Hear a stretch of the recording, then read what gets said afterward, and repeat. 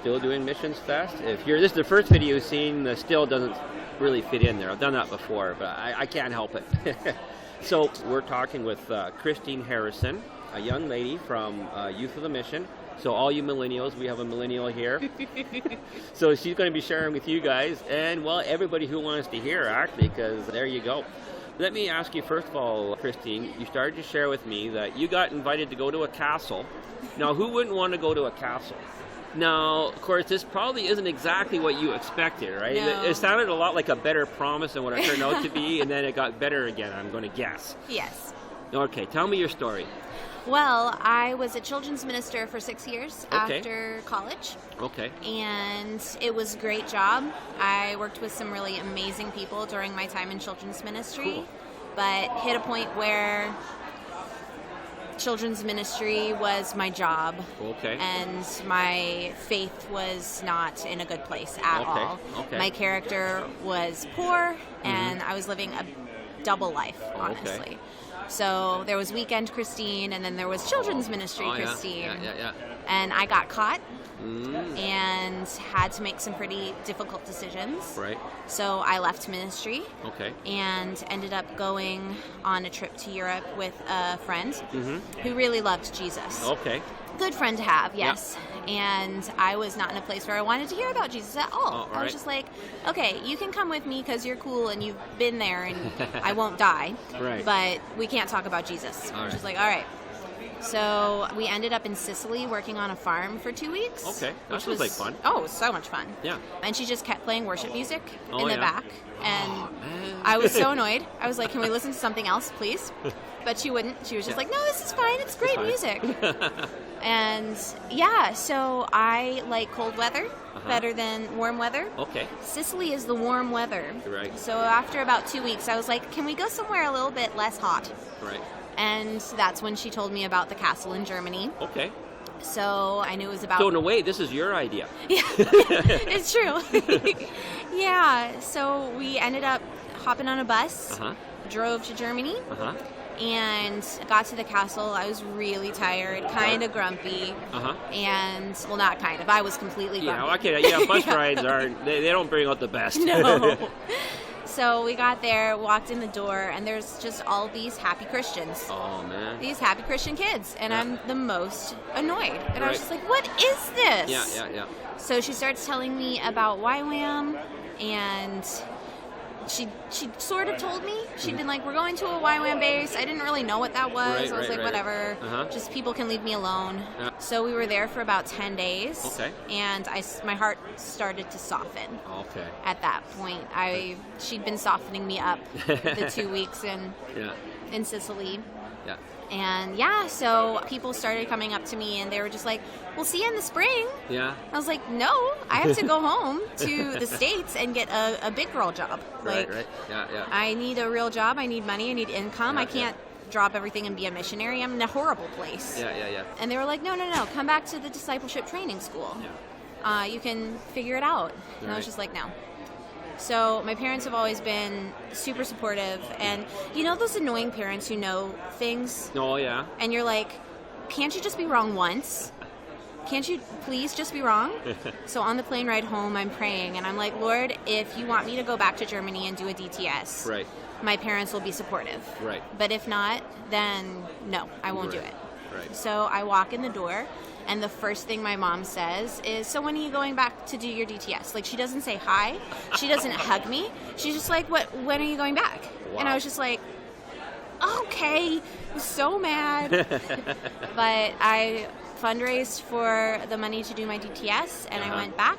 And yeah, it was honestly, I know people say this about DTS all the time, but it was life-changing. Right. And it just is. I mean, think about Hold it. on, I'm going to stop there for Yeah, a second. yeah. Why do people say it's life-changing? Like, if people say it all the time, it's kind of like... Exactly. Well, okay, people say ice cream is awesome. No, people say it all the time. I like ice cream. Yeah. Well, why do people say it? Yeah, I think it's because you are taking time out of your life Right. that's completely focused on your relationship with God. Wow. Yeah. So you have 5 to 6 months where the only thing you have to do, your full-time job, is growing your relationship with God. Wow. That's it. Right. And that's incredible. That is. Like, that's an experience people should jump on. Yeah. So it changed my life. I was 27 when I did my DTS. Okay. And yeah, it was incredible. We went to France. Yeah. We went to Japan. We had so much fun. Yeah. So yeah. That's pretty cool. Yeah, it was great. So you did your DTS. Mm-hmm. You started to really spark. You started to grow in the Lord. The Lord grabbed a hold of you. Yeah. He took you from life circling around Christine Yep. to Christine circling around Christ. Yep. Yeah. Okay, that sounds like a good place, a better place to be. Definitely. Now, we were talking a little bit before. We'd like to do a pre-interview at 8-10 seconds, really get into it, really dive into these things. But you had mentioned you were serving, where was it that you hit the hard story? Where was that? Where was in it? France. In France, okay. So Yeah. you had a hard story in France. Let's dive into that. I always Yeah. want to get into these Of hard course, stories. Of course. Well, it was our mini outreach Okay. near the beginning of our DTS. Okay. So we hadn't been there very long, and then we just got in buses again Uh-huh. and went to different outreach locations. Okay. And there's a place in Calais, France called the Jungle. Okay. It's a huge refugee camp. Okay. And it's unregistered, Mm-hmm. so pieces of it get torn down all the time, and then Okay. it'll just kind of rebuild. It's Okay. a really sad place. Okay. But I ended up working at a warehouse Mhm. nearby that supplied the camp. Okay. I had only worked in Christian environments up Okay. to this point in my life. Right. My dad was a pastor. Okay. You're a PK kid. I'm a PK. Okay. 100%. We might touch more on that later. Okay, go for it. Yeah. So I found myself in this super secular position. Okay. They have a lot of people coming in and out, so you can kind of rise in the ranks kind of quickly. Right. And I found myself in charge of a portion of the warehouse after Right. a couple of days. Okay. Just because I was really used to handling volunteers. I'd done Right. that for 6 years in children's Right. ministry. There you go. So it was a skill set I already had, Mhm. and they recognized that. Mm-hmm. And I had the most amazing time. Wow. It was incredible. I didn't realize what it was like to connect with non-Christians, Mhm. and to be able to share Jesus in that context Right. was incredible. And I almost left. I almost didn't finish my DTS. I almost So stayed. why is that?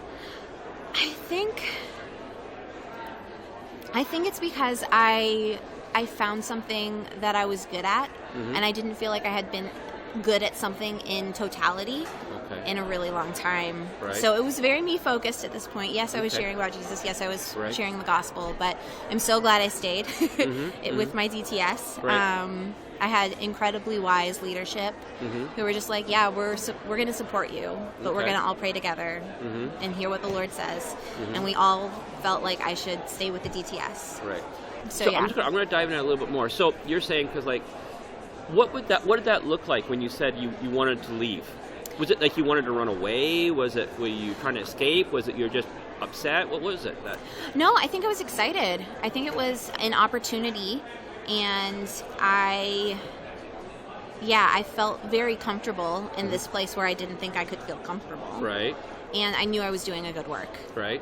So it was like, okay, I have months left of lecture phase where I'm learning about God and I'm learning about myself. Okay. But here I can be practically helpful immediately. I see. So you wanted to stay there. Yeah, I wanted to stay in France. You wanted to stay in France. Yeah. And then, but the DTS was okay. The DTS was only there for 2 weeks. Right. And I okay. just wanted to stay there and help. Right, I get it now. Because they didn't have long-term people. Right. I was like, I can be a long-term person. I'm not doing anything. Right. I'll make money somehow. It'll be fine. Right. Yeah. So, the wisdom in that is skewed. Yeah. So I ended up completing the DTS, which was good because I had so much left to learn. Oh, yeah. But, that was very hard leaving. I cried a lot. Mhm. I made a lot of good friends that I'm Uh-huh. still in touch with. Wow. And, it was an incredible opportunity. And I think for my future, if I'm ever in a position where I'm in a place where I'm not surrounded by Christians, Mhm. I have the confidence now that I'm not a weirdo. Yeah. I can relate. I'm Yeah. a person just like everybody. So, Right. it was a good experience for me. Well, let me ask you a bit more. What's it like being a PK kid? Oh, goodness. You're in the spotlight all the time. I feel like you can stick me kind of anywhere, and I'm adaptable. Okay. Yeah, I had... Part of that's personality type, yeah, too. it's I'm true. guessing that. Oh, yes, definitely. Yeah. Okay, go ahead. Yeah, but I have incredible parents who were just really supportive, and I always knew I was loved. Right. So, I don't know. I think it was just a lovely thing for me. So being a PK kid was a really... I've heard a mixture of positive and negative. Oh, yeah. So tell me a little bit... I don't want to make it sound like some people say PK, it's really so hard on this terrible thing, blah, blah, blah, blah, blah, blah. There are lots of blah, blah, blah, blahs out there. And yada, yadas. But what was the hard part about being a PK kid? I felt like there was a double standard. Right. I was expected to be better behaved. Right. I was expected to look the part. Right. And if I was even the least bit immodest, oh, did I hear about it? Right. So being a teenage girl in the southern states, it was difficult. Yeah, I think that was probably the hardest, is just like knowing that people were gossiping, knowing that there was a double standard, and one girl could do and wear and be something, and I had to be something else. Right. So that was hard. That was hard. But yeah, I'm just very adaptable. There you go. Well, I think that there's lots to be learned there, right? Yeah. So let me ask you. So you come from the Bible Belt. Yes. In Texas. So there's not just like a Bible Belt. I mean, we're talking like a Bible Belt. Because we talk about Alberta being a Bible Belt for Canada, some of the areas here, and it's not. It's just more like one of those little skinny belts. Exactly. Yeah. So how do you finding it, even right here? Like you're in Turner Valley. Yep. Of course, obviously in YWAM Turner Valley, you're surrounded by believers there, and you're doing church stuff like that. Yeah. But in your other day-to-day things, you're not in the same kind of environment. How have you found that? Definitely not. I've honestly felt it very comfortable. Okay. Once again, very adaptable. Right. Yeah, I honestly love it here in Canada. Right. I think everybody's pretty friendly. Well, you said you like it cooler. I do. And well, guess what? We got it cooler here. It's if you true. want cooler, come on up. Yes. It's true. Yeah. So we've been talking about some of your stories. We've been talking about you. You met your husband in YWAM. I did. Yeah. I So did. that is actually really, because a lot of people don't want to get involved in missions until they get married. And so, and it's like I've said this before, it's better to meet people with similar vision than opposite vision. Definitely. So how did you meet your husband? I was a student in the School of Biblical Studies, and he was a student in the DTS. Okay. And I arrived to the base a little bit after him. Our school started a couple months later. Yeah. And he was just this really tall English guy who was really friendly. Mm-hmm. And we were just friends at first. Mm-hmm. So he did his school, I did my school. We were friendly. He went on outreach. He came back. Then he left and he went back to England. Okay. And we established pretty early on in my school that I would come back and staff. Okay. And then his school application for the School of Biblical Studies came in. Okay. So he was going to be a student in the same school that I was going to be staffing. Right. And you know when everybody else around you is like, oh, this is going to be a thing. And then you're like, no, this is not going to be a thing. Yeah. No, sorry. Yeah. I was so set on not having a crush on him and not dating. I was so happy single. Right. And I felt like I was rocking it. It was the best years of my life up to that point. Right. And I didn't want to be tied down. I didn't want anything like that. Yeah. He came back for his School of Biblical Studies. Yeah. And he was just wonderful, amazing. Mm-hmm. He flirted with me scandalously, but not in a creepy way. And I just kind of realized, okay, God's bigger than my thought process on singleness. Right. And maybe I can be a better together kind of a person.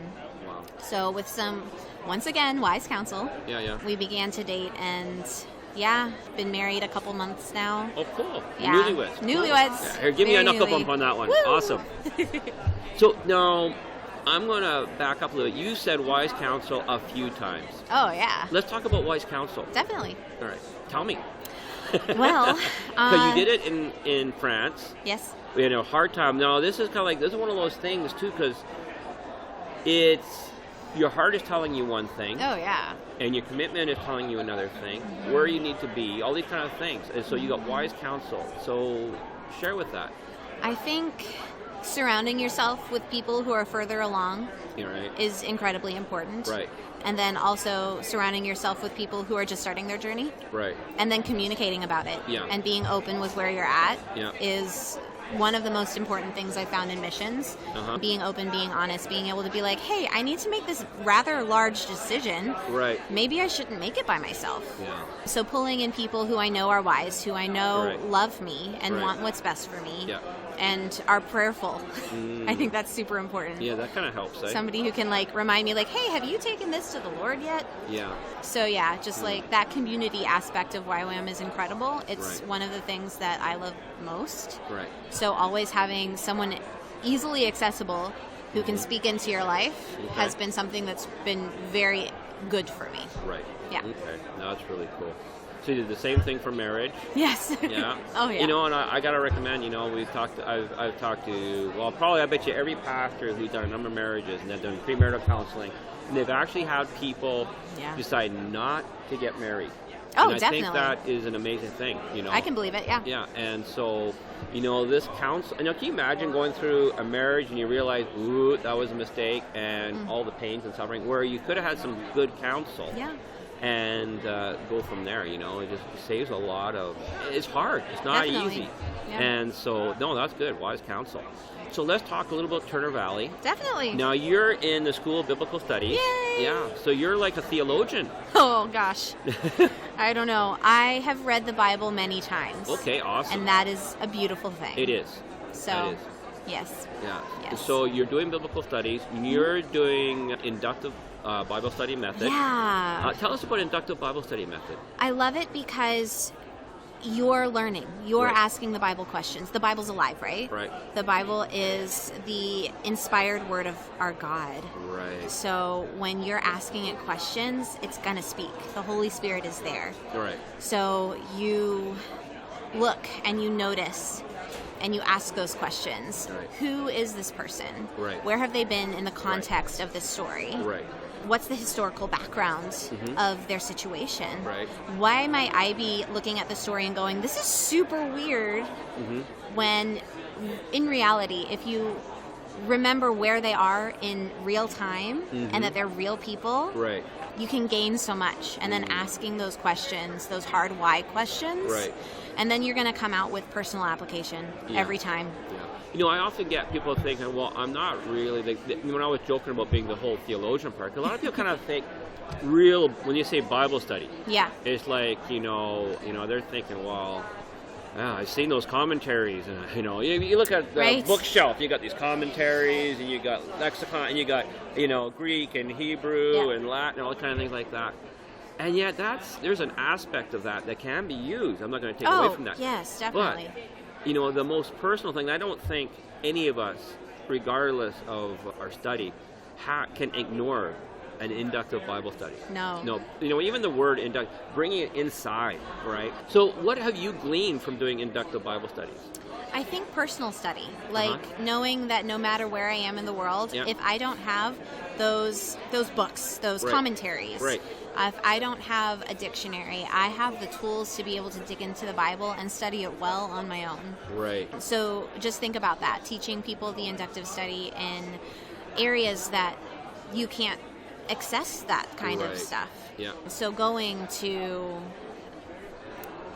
Northeast Asia and going to a small village and teaching a pastor whose heart is to teach truth, the inductive Bible study, and give them the historical background that they need to be able to understand what they're teaching. Like, how incredible is that? Yeah. So I think it's farther reaching than just personal study for me. Yeah. And that's why I stayed at the school, because we have a girl from Germany right now who I'm teaching, and she's gonna change Germany. Really? She's gonna take it back. Yeah. She is so passionate. And she's going to open up the Bible for so many people. And I mean, that's just cool. That is. So yeah. We often talk about compound interest. You know, you're planting a seed, you're planting something, right? And there's compound interest on that, right? And, any one of us who plants into something, when people plant in financially, when people plant in maybe wise counsel to somebody. Definitely. You know, all those people who gave you wise counsel, they're receiving compound interest in what you're doing. Definitely. And that's an amazing thing, how we can touch other people.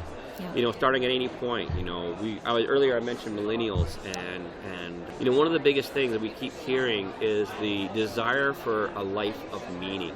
Yeah. And the millennials have higher than anybody else has been wanting to have that life of meaning and purpose. Do you feel like you've changed your part of the world? In a small way. I think through my story, through how much God's done in my life, through that teeter-totter place where I was just like, I don't want to do this anymore, or yes, I'm all in. Right.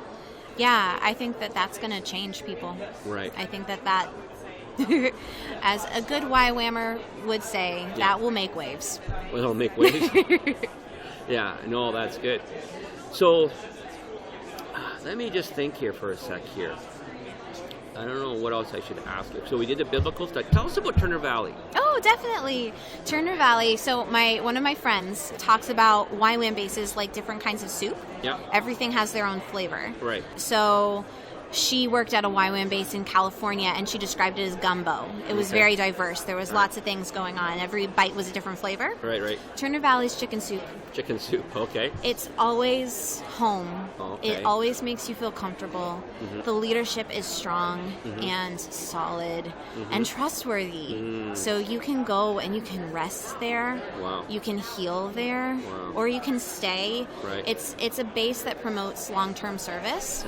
So one of the things that really concerned me about YWAM was I feel like a lot of bases have a low ceiling because the oldest person there is in their mid-30s. Right. And there's only so much life experience there. Yeah. But there's passion and goodness, so I think those bases are beautiful. Yeah. But I needed a higher ceiling. Right.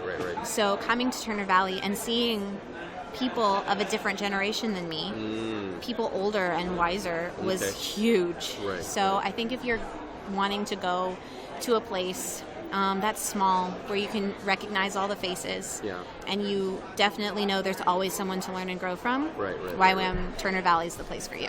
Okay, cool. So if somebody wanted to do a biblical study, do they need DTS first? Usually. Yeah, usually. We make exceptions at YWAM Turner Valley. If you have a history in missions, it maybe not necessarily YWAM, but a history in study. We have, my best friend knows Hebrew. She had gone to university, and she knew that learning this inductive method and doing an SBS was something she wanted to do, but she hadn't done a DTS yet. Right. They said yes. They let her in. So apply. See what happens. There you go. Now, I do recommend a DTS. Oh, I yes, always have. definitely. You know, there is, like she was describing her, a PK kid. Yes. And she felt she needed a DTS. Yes. And so there you go, you know, in a good home and all these kind of things. It's just one of those kind of things. I wound up doing a DTS, and then I joined another mission organization a little later and kind of did something of similar nature. And I was so happy I did, actually. It was kind of like, it is a soft landing. It is. It really is. It's come in. You don't have to be responsible and making things happen. You just kind of like get up in the morning. What are we doing? Okay, let's do that. And that is nice. It really is. You know, now you got more responsibilities. Yes. You know, and I'm all for responsibility. Don't get me wrong. Responsibility is good. But sometimes, you know, nobody starts at the top in any job. And so the same thing here. It's good just to start and learn and grow and build up and up and up and up. So definitely. Well, Christine, I want to thank you. Yeah. So a young gal out there. Yep. Maybe even a PK kid Sure. or just a regular gal. She's thinking about missions, maybe YWAM, OM, or somebody else. What would you tell her? Seek wise counsel. Uh-huh. Trust the people in your life who love you and who know you best. Uh-huh. And go for it. Right. Honestly, it's 5 or 6 months of your life that you're giving to the Lord. That's not a mistake.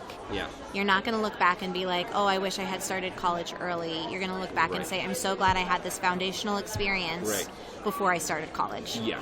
So I love seeing 18, 19-year-olds doing a DTS because I'm just like, I wish I had done that. Maybe I would have saved myself a bunch of stress. Yeah. No, that's a good thing. That's a good word. The other thing I've said before is I've heard people who've done, you know, short-term mission trips like that. Those are their stories for the rest of their life. It's true. You know, same with YWAM. You just kind of like, you're probably still telling your DTS story. Oh, well, you just did, actually. So, you know, and it's an amazing thing, right? You know, and so, no, that's a good thing. So we want to thank Christine for coming, sharing her story with us.